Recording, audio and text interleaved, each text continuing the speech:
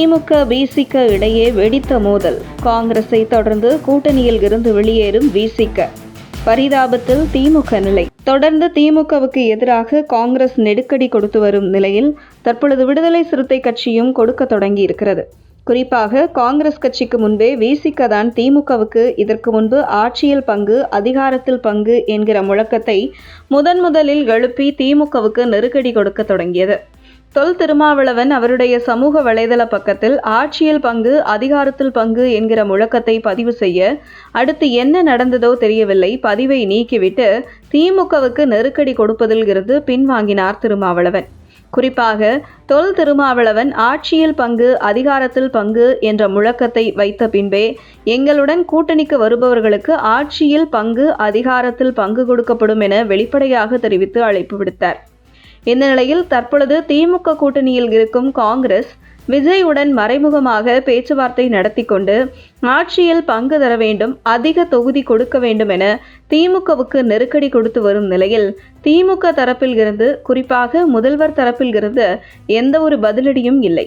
இதற்கு முக்கிய காரணம் திமுக கூட்டணியில் இல்லாமல் தனித்து வெற்றி பெற்றதாக வரலாறு இல்லை என்பதே உண்மை. கடந்த தேர்தலில் திமுகவை விட்டால் காங்கிரஸ், விசிக போன்ற கட்சிகளுக்கு வேறு வழி இல்லை. ஆனால் தற்பொழுது விஜய் அரசியல் வருகை காங்கிரஸ், விசிக போன்ற கட்சிகளுக்கு மற்றொரு வாய்ப்பாக அமைந்துள்ளது. இதுதான் நேரம் என திமுகவுக்கு காங்கிரஸ் நெருக்கடி கொடுத்து வந்த நிலையில் தற்பொழுது விசிகவும் திமுகவுக்கு எதிரான ஆட்டத்தை தொடங்கியிருக்கிறது. சமீபத்தில் நடந்த நிகழ்ச்சி ஒன்றில் கலந்து கொண்டு திமுக எம்பி ராசாவிடம் கேள்வி ஒன்று எழுப்பப்பட்டது.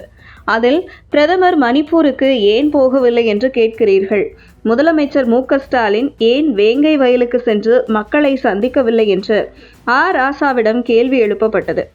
அதற்கு பதில் பேசிய ராசா, திருமாவளவனாக இருக்கட்டும், வேறு எந்த சாதி தலைவர்களாக இருக்கட்டும், அரசியல் தலைவர்களாக இருக்கட்டும், நான் அவரை பெரிய அரசியல் தலைவராக பார்க்கிறேன். நான் இன்னும் அவரை விட சாதிக்காக போராடின தலைவரை விட்டுவிடுங்கள்.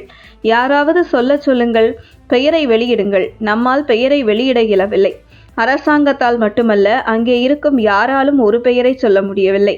ஒரு பெயரை சொல்லாமல் விசாரணையை எப்படி தொடங்க முடியும் என ராசா பேசியிருந்தார்.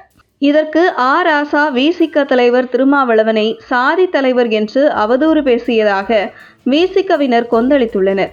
சமூக வலைதளங்களில் விசிகவினர் பலரும் ராசாவுக்கு கண்டனம் தெரிவித்து அவருக்கு எதிராக பதிவுகளை எழுதி வருகின்றனர். இதையெல்லாம் விட திருமாவளவனை அவதூறு பேசியதாக ராசாவின் சொந்த மாவட்டமான பெரம்பலூரில் விசிகவினர் ராசாவை கண்டித்து போராட்டம் நடத்தியுள்ளனர். இதற்கு முன்பு தயாநிதி மாறன், பாரதி போன்ற திமுகவினர் தலித் சமூகத்தினரை இழிவுபடுத்தும் வகையில் பேசிய போதெல்லாம் பொங்காத விசிகவினர் தற்போது ராசா பேசிய பேச்சுக்கு பொங்குவதன் பின்னணியில் காங்கிரஸ் போன்ற திமுகவுக்கு நெருக்கடி கொடுத்த கூட்டணியில் இருந்து வெளியேறத்தான் என்கிறது அரசியல் வட்டாரங்கள்.